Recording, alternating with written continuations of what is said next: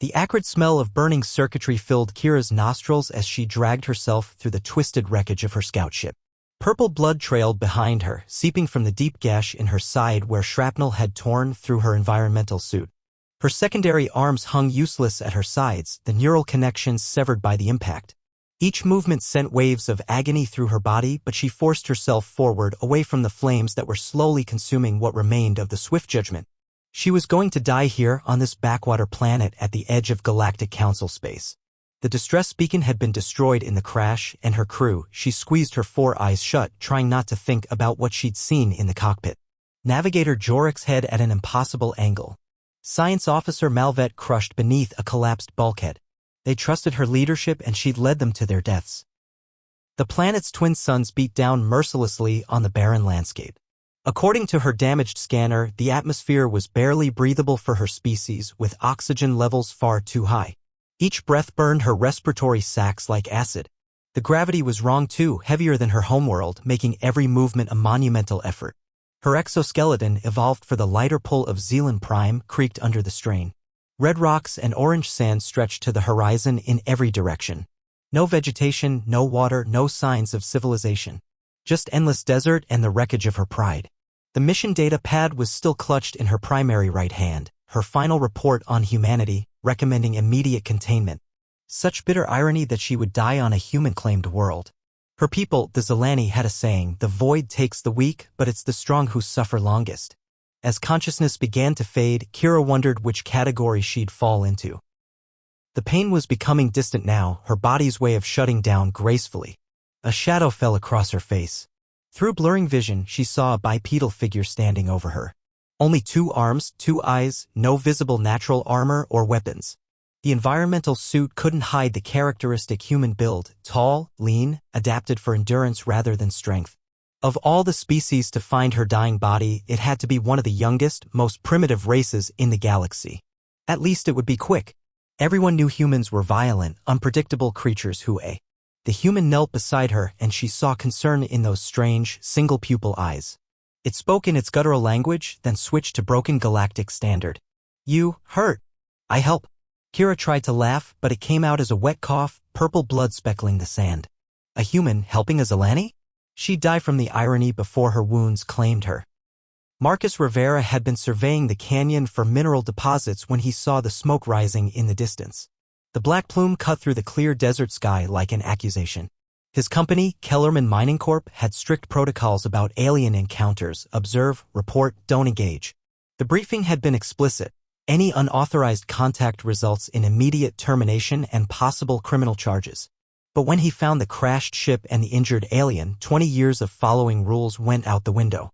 The creature, he somehow knew it was female, was unlike anything in the xenobiology files he'd studied during mandatory training. For arms, though, 2 hung at unnatural angles, clearly broken, or worse. Skin that shifted between purple and blue like an oil slick, now pale and mottled with what looked like bruising. For eyes that blinked independently, 2 larger ones in front, 2 smaller ones positioned more laterally. And she was dying. Marcus had seen enough death to recognize its approach. The crash site was a debris field stretching nearly 100 meters. Whatever hit them had hit hard. Marcus counted at least 2 other bodies in the wreckage, neither moving. The main fuselage had split open like an egg, revealing technology that made his scanner look like a stone tool. He should be documenting this, calling it in. Instead, he knelt beside the survivor. Marcus had been a field medic in the Colonial Marines before becoming a surveyor, 8 years patching up soldiers on frontier worlds. He treated humans under fire, even helped patch up a Regelian trader once after a bar fight went wrong. But this, her anatomy was all wrong. Where were her vital organs? What was normal blood pressure for her species? Toxic, she wheezed in accented standard when he tried to clean her wounds with antiseptic. "Your medicines kill me." That complicated things. Marcus sat back on his heels, mind racing through options. His rover was 2 clicks away, equipped with basic medical supplies and, more importantly, a military-grade fabricator unit he'd forgotten to return after discharge. If he could analyze her blood, maybe synthesize something compatible. "What do you need?" he asked, already knowing the answer would be impossible. She made a sound that might have been bitter laughter, a rattling wheeze that brought up more purple blood. "Zelani medical pod. 3 systems away." Her larger eyes focused on him with disturbing intensity. Why, you not call authorities? Claim salvage rights? Dead Zelani worth much to your corporate? Marcus shrugged, already pulling out his scanner and sampling kit. Because you need help. Simple as that. The alien stared at him as if he'd spoken gibberish. Humans don't help. You take. You fight. You conquer. She broke off, coughing up more purple blood that hissed slightly when it hit the sand. Yeah, well, Marcus muttered, carefully taking a blood sample while mentally cataloging the chemical composition readings scrolling across his scanner. Maybe you've been talking to the wrong humans. Over the next 3 days, Marcus worked tirelessly to keep the Zelani alive. Her name was Kira Telovan, though she said he could call her Kira, the first sign of trust, though she didn't seem to realize it. The fabricator had managed to synthesize a basic coagulant that wouldn't poison her after 17 failed attempts that had him sweating bullets. He'd rigged up a shelter using salvaged hull plating from her crashed ship and his emergency supplies, creating a small oasis of survivability in the desert wasteland. The work was exhausting. Every piece of alien technology could have been booby-trapped. Every interaction with her physiology was a guess educated only by his scanner and her pained reactions. He'd gotten perhaps 6 hours of sleep total, catching brief naps while the fabricator processed new compounds.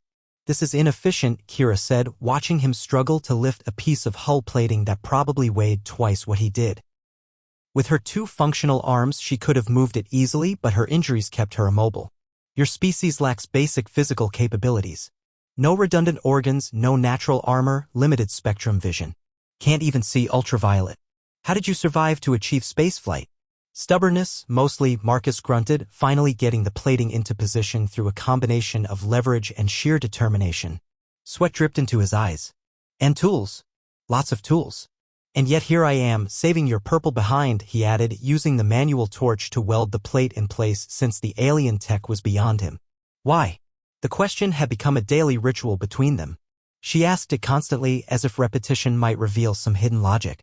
Her tone had shifted from suspicion to genuine bewilderment. She couldn't understand his motivations, and he couldn't explain them in a way that made sense to her. Because it's the right thing to do. Right is a subjective concept. Your gain is minimal, risk substantial. If my people discover you've seen our technology, she paused, her coloration shifting to what he'd learned meant anxiety. They could order your memory wiped. Or worse. The Council takes technological contamination seriously. They'll what? Add humans to their list of inferior species to avoid. Marcus sealed another gap in their makeshift shelter, his hands now expert at working in the bulky gloves. Newsflash, Kira, most of the galaxy already looks down on us. We're used to it. We're the cosmic newcomers, the violent apes who somehow made it to space. Your report was just going to make it official. She fell silent at that. All 4 eyes studying him with an intensity that made him uncomfortable. Marcus had learned her expressions over the past few days. The way her secondary eyes narrowed when she was in pain. How her skin rippled with darker blues when she was thinking hard. This expression was new. Contemplation mixed with something else. Was it guilt? That night, as the desert temperature plummeted below freezing, Marcus gave her his thermal blanket without hesitation. Kira's species didn't do well in cold, their homeworld being significantly warmer than Earth standard. He made do with his jacket and proximity to their small heater, trying not to shiver too obviously. You're shivering, she observed. Core temperature dropping. You'll become hypothermic. I'm fine. You're lying. A pause. My body temperature runs 4.7 degrees Celsius higher than yours. We could share heat. For mutual survival. It would be logical. It was the closest thing to trust she'd shown yet. Marcus carefully positioned himself against her uninjured side, feeling the strange texture of her skin through his clothes, smooth but with a subtle scaled pattern like expensive leather. She was indeed warm, almost feverish by human standards. Your heartbeat is very fast, she murmured. Approximately 95 beats per minute. Are you ill? Just human, he replied, not explaining that the rapid heartbeat had more to do with proximity to her than any illness. Or that sharing warmth with an alien who could probably break him in half with her good arms was both terrifying and strangely intimate. By the end of the first week, Kira could move around their small shelter with assistance. Her secondary arms remained paralyzed, but the primary ones had regained most of their strength. The midnight blue of health was slowly returning to her skin, replacing the sickly pale purple of near-death. Marcus had improvised a communication array from parts of both their equipment, trying to send a signal that wouldn't immediately bring down corporate security or government forces. The makeshift antenna looked like abstract art, human and alien technology wedded together with solder and hope. "You realize what will happen when my people arrive," Kira said, watching him work. She'd positioned herself against the shelter wall, close enough to observe but far enough not to interfere. "They'll demand to know everything. How you treated me, what technology you've seen, what I've told you. Standard interrogation protocols can last for days. They might even take me for questioning, yeah." I figured. Marcus didn't look up from his soldering, the delicate work requiring all his concentration. "Worth it if it gets you home alive. You're impossible." But there was something in her voice now that hadn't been there before. Warmth, perhaps. Or at least less cold. The translator couldn't quite capture the harmonic undertones of her natural speech, but he was learning to hear them anyway. "That's what my ex-wife used to say." He tested the connection, nodding in satisfaction when it held. The signal was weak but should be detectable by any Zilani ships within half a parsec. "There. This should reach any Zilani ships within." "You had a mate?" Kira interrupted, all four eyes suddenly focused on him intently. Her color shifted to a curious amber shade he hadn't seen before.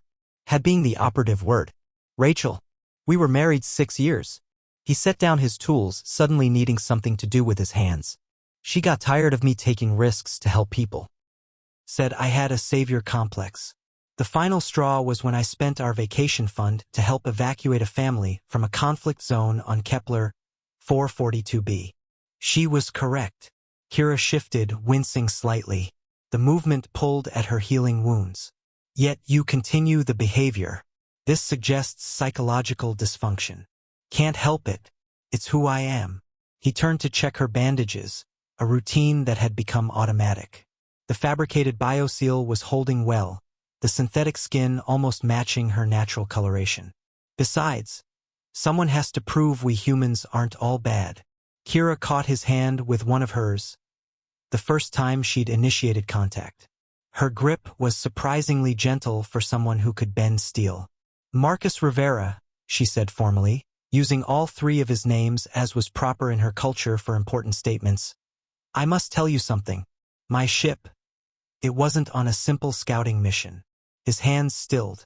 "What kind of mission was it?" "Evaluation. The Galactic Council is reconsidering humanity's provisional status. My team was to assess whether your species poses a threat that requires management." The implications hit him like a punch. His mind raced through possibilities, each worse than the last. "Management? You mean it? Restriction to your home system? Permanent? No trade, no cultural exchange, no chance for advancement?" Her grip on his hand tightened, her skin temperature rising with emotion. "Complete isolation. Your species would never leave your solar system again. My report was to recommend immediate containment. Humans too violent, too unpredictable, too dangerous to integrate with civilized species." Marcus pulled his hand away, standing abruptly. The small shelter suddenly felt suffocating. Everything made sense now, the crew of observers, the advanced surveillance equipment he'd seen in the wreckage. They'd been studying humanity like bacteria in a petri dish. "But that was before," Kira continued quietly. "Before a human risked everything to save an enemy who would have condemned his entire species to isolation. Before I learned that human compassion isn't weakness but strength. Before you." The distress signal reached the Zilani cruiser Wisdom of the Void after 10 days of propagating through subspace. The massive vessel, 3 kilometers long and bristling with weapons that could crack a moon, adjusted its course with predatory grace. Captain Jorvak studied the readout with growing concern, his 4 eyes blinking in the rapid sequence that indicated deep suspicion. The signal bore authentication codes from their missing scout ship, but the transmission method was decidedly human. The frequency modulations, the carrier wave patterns, it reeked of primitive electromagnetic technology jury-rigged to Zilani hardware. "Sir," Communications Officer Telmet reported, her voice tight with disbelief, "we're receiving additional data packets. Medical logs, treatment records, detailed documentation of field-synthesized compounds, and a personal message from Scout Commander Kira Telovan. Display it." Jorvak's secondary arms crossed behind his back, a gesture of controlled aggression. Kira's image appeared on the screen, looking haggard but alive. The medical base scanners immediately began analyzing her condition: malnutrition, healing trauma, signs of recent near-fatal injury. Beside her stood a human male in a dusty environmental suit, apparently the source of the improvised medical care detailed in the logs. The human's eyes showed the exhaustion of prolonged stress, but he stood protectively close to their scout commander. "Captain Jorvok," Kira began, her formal tones carrying an undertone of steel, "I require immediate extraction. I also formally request that the human designated Marcus Rivera be granted protective status under Section 7 of the First Contact Protocols. He has rendered aid beyond any reasonable expectation, at personal risk and without seeking reward. My full report will detail how this human's actions have provided crucial data for our evaluation of the species." Jorvok's primary eyes narrowed to slits. A human? Protective status? His coloration shifted through several shades of outrage. He turned to Security Chief Morvex, whose hand had already moved to her sidearm. "Prepare a retrieval team. Full combat protocols. Level 7 containment." "Sir," Morvex hesitated, her military discipline warring with confusion. Scout Commander Kira Telovin's message specifically requests non-aggressive approach. She states the human is not a threat. She's invoked her command authority. "A human is always a threat, Commander. They've proven that repeatedly." Jorvok's secondary arms gestured dismissively, calling up files on human aggression, border skirmishes, their brutal wars, the chaos of their first contact protocols. "We retrieve our scout and determine what technological secrets this Marcus Rivera has stolen. Then the Council can decide his fate. Ready the neural interrogation suite." "Sir, the medical logs suggest the human actually saved." "Impossible. Humans don't save Zelani. They exploit weakness." Jorvok's coloration had settled into the deep purple of absolute certainty. The scout commander is clearly suffering from psychological manipulation. The human has compromised her judgment. Set course for the planet. Maximum speed. The wisdom of the void altered course, its powerful engines bending space around it, carrying it toward a small, insignificant planet where one of their own waited with one of humanity's children. In the ship's armory, Morvex prepared her team, wondering why the scout commander's eyes in the message had shown trust rather than fear when looking at the human. Meanwhile, in the shelter, Marcus was teaching Kira a human card game called poker when their improvised sensors detected an approaching ship. "They're here," Kira said unnecessarily. Her coloration shifted to anxious yellow, then forcibly back to neutral blue. "Remember what I told you. Don't resist. Don't argue. Answer their questions honestly but briefly. And whatever happens." She paused, searching for words. "Thank you." "Good. You'll get proper medical treatment." He set down his cards, a winning hand naturally, trying to ignore the knot of dread in his stomach. "Marcus." She reached out with both primary hands, taking his. "Whatever happens, I want you to know you've changed things. Changed my understanding. The report I will file, it will be different now. The Council will hear the truth." "Just tell them the truth," he said simply. "That's all I ask." She made that sound that he learned was her species' version of bitter laughter. "The truth? That a human showed more compassion than most Zelani would? That your species' greatest weakness, your irrational need to help others, might actually be your greatest strength? They won't believe it. Captain Jorvok certainly won't." "Then make them." Marcus squeezed her hands gently. "You're pretty stubborn yourself for a Zelani." For the first time since he'd met her, Kira's expression showed what he could only interpret as a smile. The Zelani extraction team descended like angels of death, their powered armor gleaming obsidian in the harsh sunlight. Each soldier stood 3 meters tall in their exoskeletons, weapon systems humming with barely contained lethality. The drop shuttle's engines scorched the sand into glass as they deployed in perfect formation. Marcus stepped out of the shelter with his hands visible but not raised. He'd be damned if he'd surrender like a criminal for helping someone. "Human," the lead soldier spoke through a translator, the mechanical voice somehow making the words sound like profanity. "Step away from the structure immediately. You are under detention pending investigation for technological contamination, possible espionage, and unauthorized contact with a Zelani citizen." "Like hell," Marcus replied calmly, not moving an inch. "Kira needs help moving. Her secondary arms are still paralyzed and the gravity here." The soldier's plasma rifle swung toward him with mechanical precision, the barrel glowing ominously. "You will not speak the scout commander's name, primitive? You will comply or be vaporized where you stand." Your contamination. Stand down, Lieutenant Vorek. Kira emerged from the shelter, leaning slightly but moving under her own power. Even injured and filthy from days of survival, she carried an authority that made the soldiers step back. Her coloration had shifted to deep crimson, a warning display Marcus had never seen before. It made the combat-hardened soldiers flinch. Scout Commander, the lieutenant said, his weapon lowering but not completely, you require immediate medical attention. Please allow us to escort you to the shuttle while we secure the hostel. I said stand down. Her voice carried the kind of steel that comes from facing death and finding it wanting. All weapons will be lowered immediately, or I will have you brought before a tribunal for insubordination during a rescue operation. The soldiers exchanged glances through their helmets. Slowly, reluctantly, weapons were lowered though not holstered. This human is under my protection. Any action against him will be considered an action against me. Is that understood, Lieutenant? Commander, with respect. Protocol clearly states. Protocol. Kira laughed, the sound sharp enough to cut diamond. Protocol would have left me dead. Protocol said humans were too primitive to synthesize compatible medical compounds. Protocol claimed they were too violent to show mercy to an enemy. She moved to stand beside Marcus, her good primary arm resting on his shoulder in a gesture that made the soldiers shift uncomfortably. This human, Marcus Rivera, violated his own people's protocols, risked his safety, used his resources, and asked for nothing in return. He synthesized compatible medical compounds from scratch using equipment held together with adhesive strips and prayer. He shared his supplies, his shelter, even his body heat when I was dying from cold. She moved forward, forcing the lieutenant to step back. I name him Corvanitel, debt holder of life.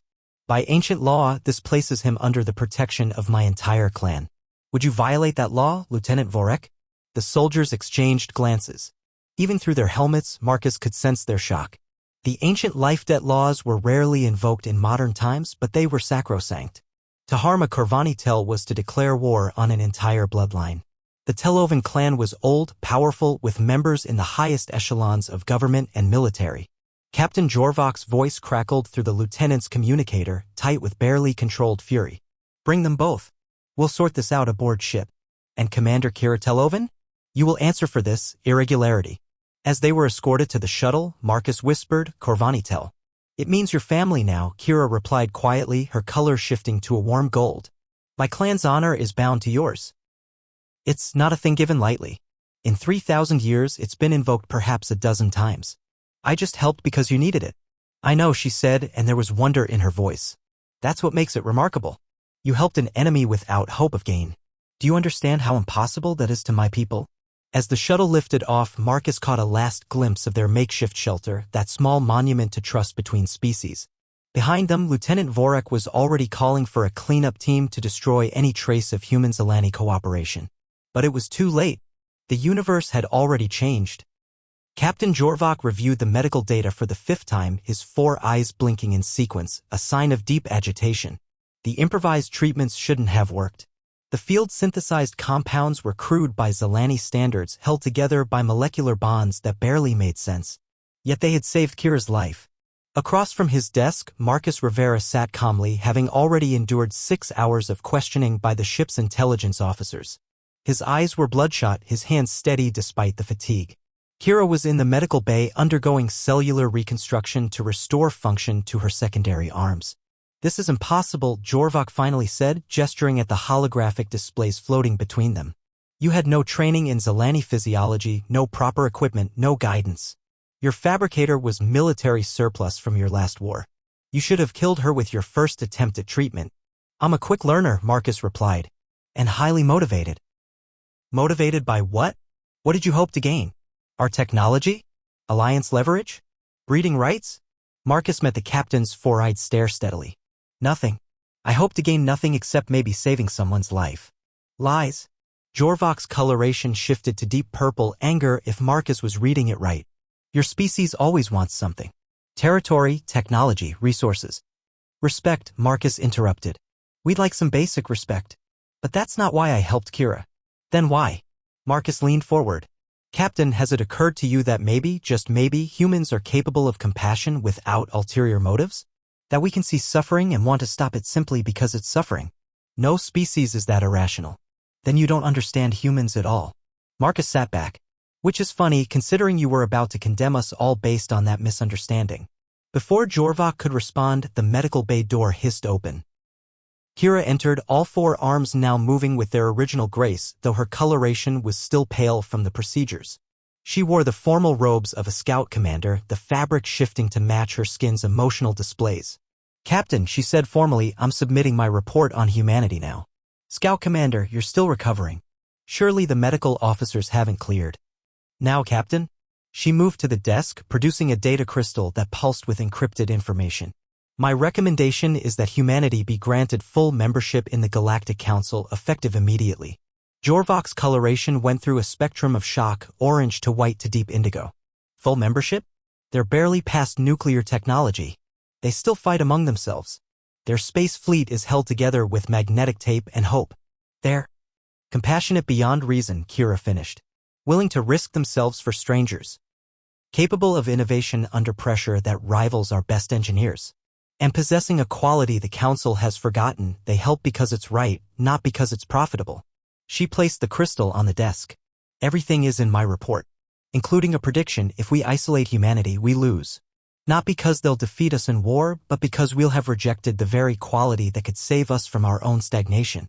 The Council will never accept this. Then I'll present it in person." Kira's stance was firm, with my Kervani Tel beside me as proof. 3 months later, Marcus Rivera stood in the Grand Assembly of the Galactic Council, the first human to do so not as a petitioner or prisoner but as an honored guest. The massive chamber stretched impossibly high, filled with representatives of 100 worlds, each in their own atmospheric bubble. Beside him, Kira presented her findings to beings that defied human classification: crystalline entities, gaseous collectives, things that existed partially in other dimensions. "The human saved me not despite my being alien, but because of it," she concluded. He saw not a superior being to grovel before or an enemy to defeat, but simply someone who needed help. This is humanity's gift. They see suffering and act to stop it, regardless of species, regardless of cost. "And if this compassion is exploited?" asked the vegan representative, its telepathic voice echoing in every mind. "If hostile species use it against them?" Marcus stepped forward to the speaker's platform. "Then we'll learn. We'll adapt. But we won't stop helping. It's who we are. Even if it destroys you?" The question came from the Regelian ambassador, its 3 mouths speaking in harmony. "Especially then," Marcus replied, "because a galaxy where no one helps anyone isn't worth living in anyway." The vote, when it came, was closer than anyone predicted. 51 to 49. But humanity was granted provisional full membership with Kira Telovan as their designated cultural liaison. As they left the chamber, Kira turned to Marcus. "You realize what you've done? Your people are now exposed to every danger, every conflict, every problem in the galaxy." "Good," Marcus grinned. "Sounds like a lot of people are going to need help." Kira made the sound he'd learned was her version of fond exasperation. Impossible human. That's what friends are for. And in the end, that's what changed everything. Not technology or military might or economic power, but one human who stopped to help and one alien who learned to see beyond her assumptions. The galaxy would never be the same.